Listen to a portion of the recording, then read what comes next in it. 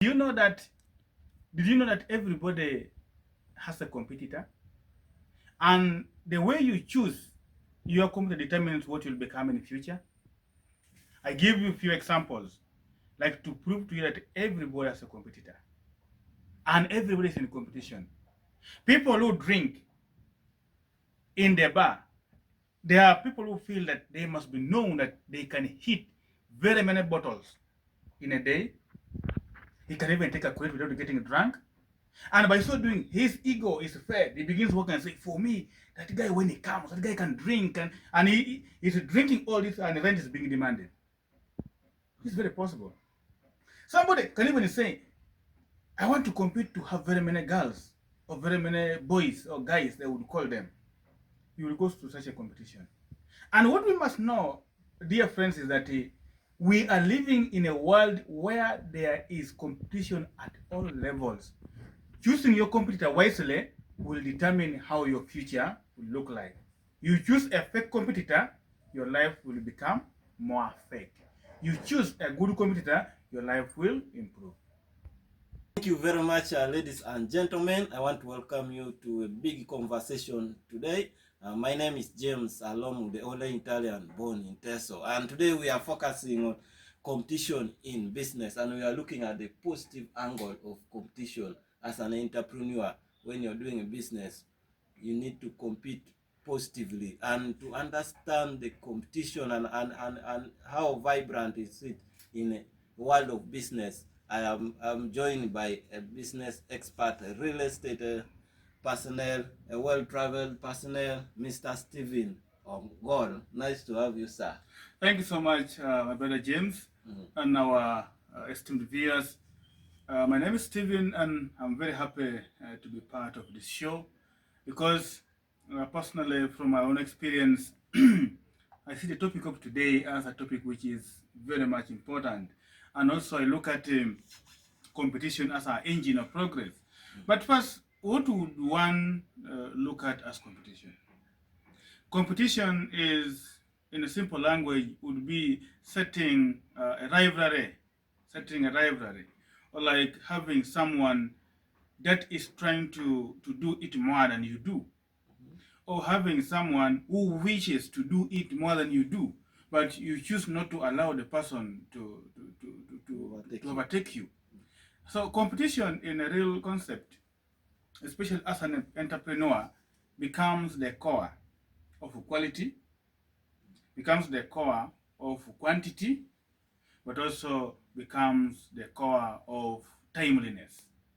And in this, if a person has a competitor, you feel like, how must I supply before my competitor? How must I improve my product that clients or customers would look at me as number one priority? But also, how must I be able to add on volume of my supply such that I'm able to meet the market demands? So in this, we drew a simple lesson from athletics. You know, as a businessman, I want you to look at yourself as an athlete. If you are running alone, like in a field, there's no need for you to improve on speed because there's nobody you are looking at coming to challenge you. Actually, when you are running alone, you're only doing exercise, not competition. But when you are running along with the people, then you are competing. So in this, many entrepreneurs must accept to enter into a competition. And in this, we draw it from an angle of positive competition. Competition can be in two ways. And in this, I want to look at positive competition and negative competition. Negative competition is where someone does something it takes to draw you or to pull you down, to make you fail. Like you see in football, you see a player trying to play a bad game. You hit your opponent, and usually when you hit your opponent and the referee is seeing very clearly, there's usually a red card. I mean a yellow card. And if you look at it in a football language, a yellow card can come, or probably even a red card, depending on how you hit your opponent, and intentionally. And usually, negative competition affects the results completely. Not only results of the other person, but also your own results. Like if you look at like in football, you have hit the person terribly, you have been given a red card, you must leave the pitch. But also the one that you hit, he probably if he broke his leg, he also must also leave what the pitch. So negative competition affects you both, but also it affects you negatively.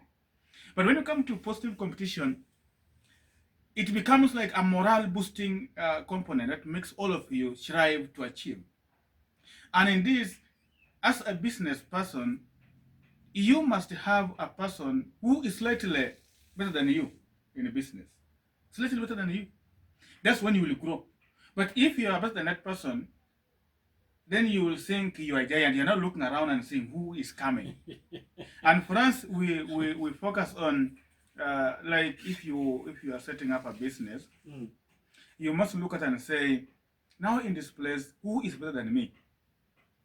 I must work towards making myself better than him in a way. But also in this, you realize yourself growing. But also that is in business. Like I said, business competition in a positive way improves on the quality of products that we get in the market. People will like your products because you want to improve each time. If you're competing positively, you want to improve each time. If you're competing positively, you want to have enough for your clients always.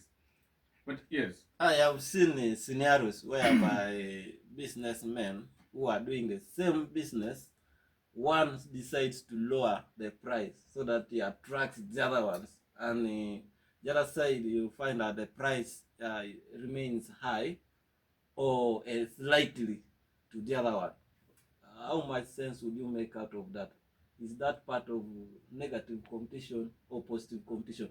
In a scenario whereby, in a situation whereby a businessman lowers the prices of the things he has bought, he wants to sell out so that he affects the other one. well, I actually this is not far from witchcraft. I would call it.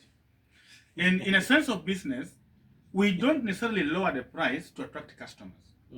If let's say we are buying products from a company, they're already a retail price. It's already a retail price. And to me, if I have a competitor who wants to lower the price, that he will attract customers more to his business than mine, I will be clapping my hands because I know soon he's going to leave me alone in business because he's going to fail to pay his bills. Because there's not a standard way of putting price. When you lower below the selling price, then you're already hitting negatives. You're not making a profit here. But you're attracting people. You're attracting people. So you are attracting people. They're not to scare me. But what scares me is me staying in the line of business. And I would deploy other strategies. Because you cannot say you're attracting customers by making losses. However, when someone lowers a price, we want them to attract more customers, I must also ask his competitor establish where does this person buy from. Probably he's lowering his prices, he's buying in bulk, he's buying directly from the manufacturer. In this, maybe he will be right. But if someone just chooses to lower a price ignorantly, then rent will catch you up, and your bills automatically will not be able to pay, and you will leave the line of business. And I have seen this happening several times. Like I told you, this is the beginning of witchcraft in someone's mind. Because for you think that's how you attract. But customers need love. Customers need attention. Customers need quality products. Customers need you to be very friendly to them. They will come automatically. But lowering price is not one of the cause. So at what stage should someone or an entrepreneur start engaging in serious competition? Is it at the onset of the business, when it's just starting, or when he has reached to the middle of his developments? Right from point go, one must have a mind of competing. Because as you enter into a business empire, you must know that there are other people who are in that business. I don't think that there's a new business you can enter into without anybody. But also, probably there could be products which are almost close to what you are selling. And you are coming in is to improve on the quality of what's there in the market. Like, let's say you want to begin making gumboots, for instance. You're already gumboots, but you make yours in a unique way. Meaning, I even ask you generate the idea already. The idea must be competitive. Each idea that you generate must be competitive in nature. That is going to, entering a market requires you to strive into. It's like diving into. And as you're planning to dive into a business, your mind must already be having a competitive uh, uh, setup that I want to enter and make it happen. Not to enter to demonstrate. I want to enter to make it happen. Which means at the beginning stage of your business, right from the time it is an idea, it must be competitive. You don't need to wait to say I must reach this number of years. No, you must be competitive in nature. So what separates a successful entrepreneur from a struggling businessman? Well, when it comes to competition, what I can only say is that in business, we rarely count successful business people. We rarely count them because very few. because every entrepreneur is not settled. A person with an entrepreneurial mind wants to see things happen each time. He will not settle. The moment he settles like this, they are already taken over him. Meaning that as an entrepreneur, you don't settle to say, for me now, I don't want to compete again. I'm already far. No, it's a matter of time. If the ones below you are becoming more serious, they can take over you. You can talk about Elton. The guy is still discovering more things to put in the market. But the guy is so rich, But he still wants to make things which are new, things which are unique, that nobody beats him. You can look at Apple as a company that manufactures gadgets. They are settled. They're trying to make things happen. But also, like I said, you must be willing to compete, and the best way to compete in the business is to continue taking research and say, what is my opponent selling? That I must also sell, but in a unique way that it will satisfy my customers. Competition must bring satisfaction. That's a good competition. It must bring satisfaction. I am looking at the aspect whereby you start competing and your competitors start looking at you like you're fighting him. How best should someone compete without his opponent, his partner in business, viewing it like it's a fight? Well, but first of all, I want to make you understand that competition is a war. It's a war. It's a war. Competition is a war to see us winning. And in this, I may not be fighting you directly as a person dealing in a simple products I'm selling or I'm dealing in, but I am fighting poverty by seeing you as a person who must make me strive as well, because I want to make it your way or even better than you. So I want us to not take competition lightly. Competition is a war to see results, but also there for you like you're asking at what level, like my rivals, you not see it as a war fight, it's not a fight. You're trying to kill his business. Of course, like I told you from point to go, that the moment it is negative competition, it is a next of kin of witchcraft, I would call it. Competition with the aim of killing the other is a next of kin of witchcraft. But competition is not meant to make the other one fail. That's a wrong idea that most people have. Competition is not a concept of making the person dealing in the same product like I do to fail. But it must make me, who is competing, also to grow, while the other person is also growing. This is where mistakes come from. The moment you begin engaging yourself into competition with the idea of the other one failing, then, like I told you, we have already entered into witchcraft. Because jealousy is the last school you attend to become a witch. Jealous? Yes. It mustn't be jealousy. It must be an anger of seeing myself also grow, not seeing the other one fall. Yes. So what is the common mistakes that always happen when people are conducting competition in the world of business? Uh, the number one common thing that happens when people are doing competition is jealousy. To make jealousy override you, making jealousy override you. And then in this way, you only wish yourself to grow, and no one else must grow. So one of it is jealousy. Number two, as one of the things that happen during competition, which I would term as something dangerous, is lack of is lack of research. Lack of research, because when you're entering into competition, you must study the market. You must study the potential customers. You must also study the people who are in the line of business with you. So the other mistake, like I said, is lack of research. The lesser research you make, the lesser improvement you can also put into your business. So, but the core is jealousy. Mixing jealousy with success. No, it won't work. Okay. But also, I want to draw you to real life practice. Besides alone running as a business, but I want you to look at competition as an agent of growth. And addressing competition as an agent of growth, I would ask you, let's say if you are in a rental, you are renting, and all your friends are also renting. When you meet, when you are drinking or when you are relaxing, you'll be discussing how bad landlords are.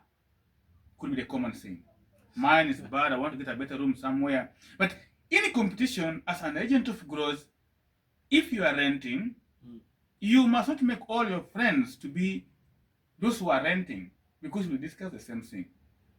You must get someone who's not renting as one of your friends, so that when you are coming to meet and to share about the stress you have as a person who's renting, everyone says, I went through that.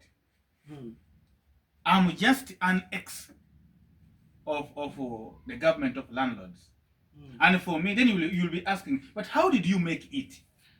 Then the other one will begin guiding you. For me, I started by making this until I reached this, until I made this. Now I'm sleeping in a single room, but my own. So, meaning that competition mindset makes you to get a person who is slightly better than you. And even when you're starting a business, like in a business setup, you must get a business mentor. And a business mentor in this concept should be someone who is doing far much better than you. A person who was going through what you are struggling with. That person will be able to give you the techniques on how he or she was able to grow. But I can guarantee you, without competition, we shall have a very weak economy. But also as young people, do we have a model we're looking at? And when we are setting a model, one thing I've discovered is that to compete, I like getting people of my age to compete with, because I will have no excuse. That one is big, that's why he's able. No, he's my age mate. He has a motorcycle, I don't have even a bicycle. I will begin to say, how can that? He's my size, we grew up together in this town, in this village, and for him he has, for me I don't have. A competition must come into my mind. Then I am settling for less. Because like if you ask me which other mistakes do people make in competition, is settling for less. Feeling I already arrived, then you relax and say, at least for me, where I have reached now, I don't need anything more. Giving up, what we call arriving before takeoff. Arriving before takeoff is when a business begins to stabilize like this, then you settle and say, at least I've made it. My children should not do this. I can do this. At the end of the day, you're going to find yourself down. That's what I would do, I would say. But as young people, I would really encourage young people to enter into competition, both in personal growth, seeing yourself registering achievements. Like, I want you to understand in a simple logic. Did you know that if you didn't see someone with a smartphone, you would have not bought a smartphone? I wouldn't have. Didn't you work hard now to get a smartphone? Did you have the money by the time you saw it? No. But you have to work hard to see that I also have what? A smartphone. And probably you might again sit and find out that there's a person who has a better smartphone than yours. Then you begin saying, which model is that? That will be the first question. Person will tell you, and then you say, I also want to get a phone like that. So competition helps us to grow from a personal level, and then also from a business level. Competition helps us to grow. And to me, I would really tell you, I can give you a testimony. One time, I was really planning. I wanted to buy a truck. I remember sharing with you one time. Yes. But then, in my plan, I was planning to buy a truck, not knowing that one of my friends was building apartments for rent. So one day he tells me that, help me get for me a priest who will come and bless my apartment. I just built something small. I went there to see what he said was small. I realized that I was big for nothing. That is the day I said, no, other than buying a truck which can get spoiled, the traffic will disturb me all the time and all this, let me also build, because I already had some piece of land at the go. And by so doing, seeing his success hurt me, not in a negative way, but it challenged me. So you were jealous? No, this was not jealousy. You know, when you are hurt and you feel, they follow me, I have not done anything serious. Jealous is when you say, how can he do that? Who is he? No. For me, I said, I'm not serious. Because if people have gone this far, and I'm still planning similar things, I must also wake up. So I woke up from my sleep and I started building also seriously. Because I saw a person of my age, a person I grew up with, an hobby of mine, doing things which were so good, and I would also admire. And I entered into it. And I have more peace now. I have heard several people saying that life is too expensive. That's why they are unable to save and venture into competition. How much sense would you make out of that statement? Life was hard. Was hard. Even during the time of Adam and Eve, because they had to look for what to eat, they had to gather. Yeah. Even the Israelites faced a hard life as they were coming from Egypt to the promised land. Even us now, we still face hardships. The difference is that for you, you will praise your hardship and say, for me, I'm only doing bad, and you will do nothing. Everybody is going through hardship. I don't want to quote in politics, but you know what's happening in Uganda today. People are going through hardship. Yes, exactly. Even in politics, but I don't want to go into that. No. So, you realize that the struggle you have must not be your identity. The struggle you have, as long as you have a picture of what you want to make of in the future, the struggle you have must drive you towards achieving that. But the struggle you have must not choke you to make you unable to do anything. Now like me.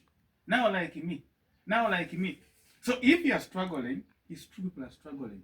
But your struggle must challenge you to say, how long should I remain in this kind of situation? When must I also get out of this? That's why when people are, for you, if you settle for hardships, you replace them, and usually when poverty hears that you trust them, they will even call their head teacher to come. They will even call the board of governors to come. And for you identify with them.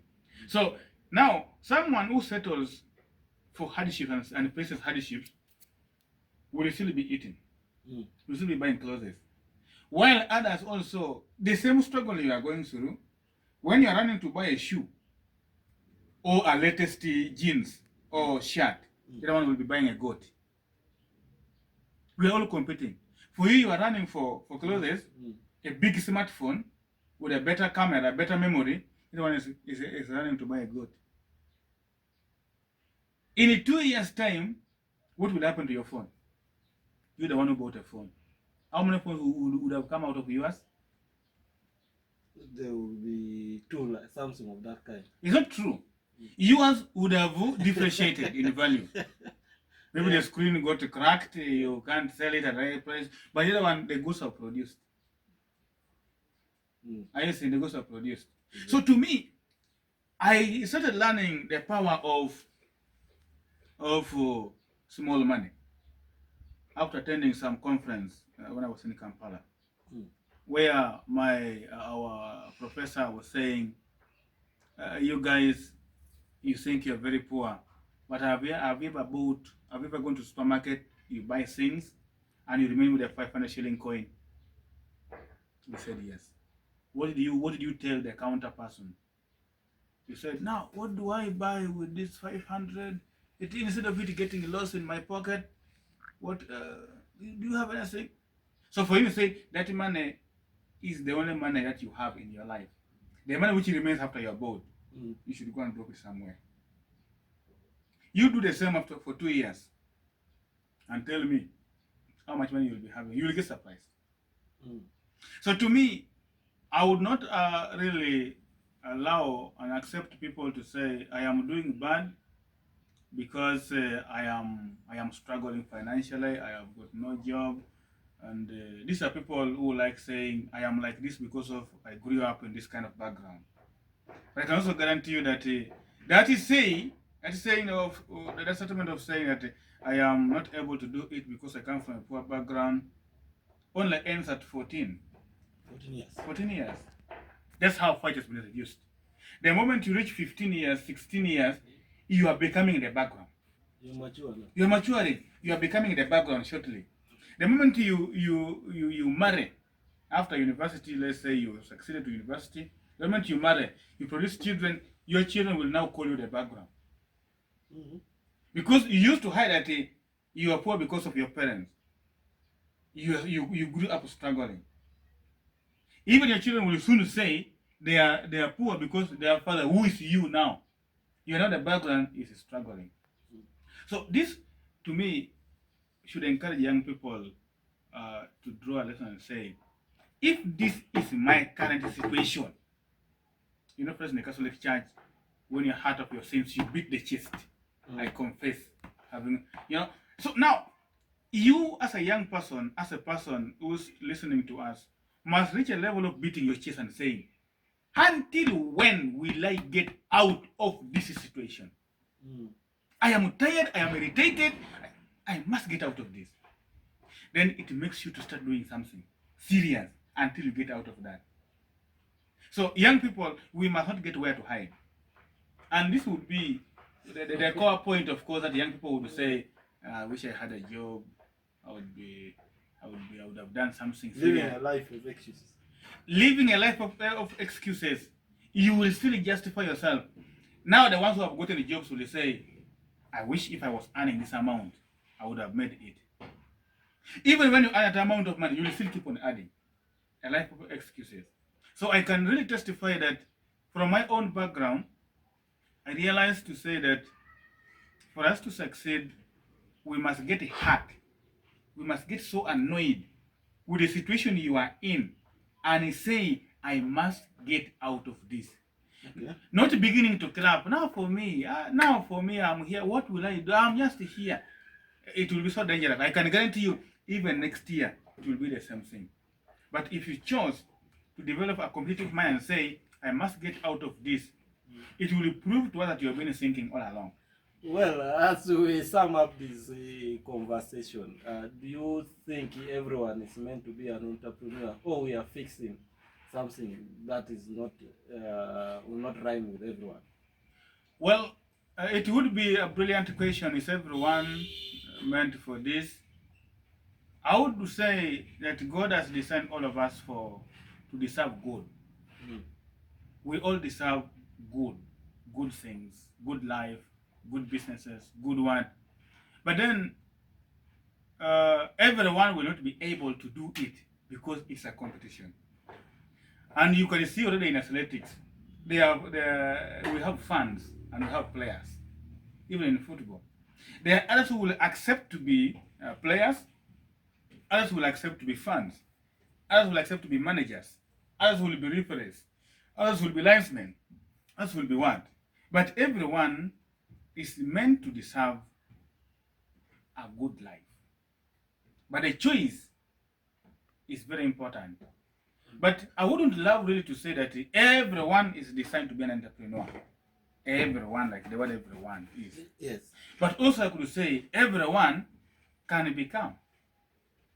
as long as you have chosen. You know why I decided to ask that question? I've seen in most conversation where people say that if you want to rely in a salary, you will never develop until you venture into business or into an enterprise.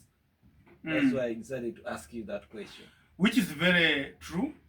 That statement is very true and very mature, tested and approved to be working. Why does the statement hold the meaning? When you are earning salary, you are only on false peace because your poverty is waiting for only 30 days to catch you. That's why you should start a delay by 2 days or by 1 day. You're not feeling uncomfortable. That's why if you must succeed with salary, you must invest. This is why we were talking about cooling system last time. You must invest. Get your money, have your piggery, have your chicken, have your what. Once in a while, instead of going to the butcher all the time to buy meat, some evening get another and say, catch that hen and we eat. So this is very true. You cannot surely succeed with only salary. Remember, a government policy says at 60, you must come back home and attend to what you didn't attend to because you are serving the government. Now finding that you are, my brother, you are only surviving on salary, you will begin refusing with the mangoes in the village for people to eat. The mangoes that we have been eating for free. Because now, you have been surviving on salary, and these are very bitter people. And you know what? That most people after retirement, they retire when they are still very strong. Exactly. You retire at the time you are now done with the school fees. This is the time you are supposed to begin enjoying. Retirement knocks, and you'll have to come back home. So when you ask me that angle, I agree 100% that any employee must have a backing capital, a backing business, that even after your retirement you will come and begin from. Otherwise, when you retire, you will become a villager, a person of almost no difference apart from the English that you will be speaking in the meetings and what, but there will be not much difference. Because to retire means you have served enough. You're supposed now to be a consultant. You're supposed to be a consultant. You could also see a person who has been, let's say, like a teacher. He has been a very good teacher. After retiring, then maybe your student calls you to head his school that they are built in some boys' quarter somewhere. Your student now has opened the school, you have retired, then they will call you to begin managing the school. And this has happened because you are supposed to be a consultant, but now because you didn't invest in anything, you will now go back and begin struggling with a small employment. That will be demotion. Well, your last recommendations to entrepreneurs who are in competition, business, world of competition in business. Well, I thank you everyone for viewing us, but also I would love to encourage everyone that for us to improve our lives personally, but also our families and our businesses, we must venture into a positive competition. Without competition, you will settle for less, you will never improve on the service you're delivering, but also your life will be defined by your past all the time. Competition improves on our quality, competition improves on the products we make, but also competition gives us a better winning future. A winner without who is not competing will never be declared. Winners are always declared having won others in a battle. Thank you. Well, thank you very much. It has been so much interesting to discuss competition in business with business expert Stephen Ogol. Thank you so much for sacrificing your time. I remain James, along with the only Italian born in Teso, and I want to thank my producer behind the camera, that is Robert Van. Thank you. Bye bye. See you again.